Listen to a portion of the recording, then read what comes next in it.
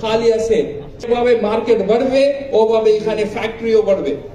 শুধু এটা না আশেপাশে জমিনও খালি আছে যেভাবে বাড়বে আশেপাশে জমিনও DXN এর কেন্দ্রে চলে আসবে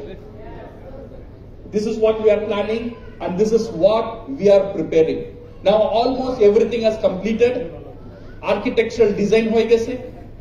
and the engineers have started planning on the papers and once we already applied for the approval building approval once it starts you can see the full factory will be functioning inshallah within by next year middle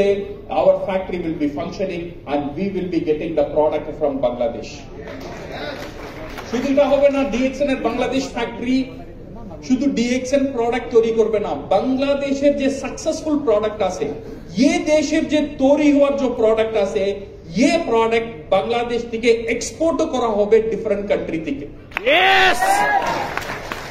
so this is what we have set for you for Bangladesh and second thing for the distributors as a distributor what you should do now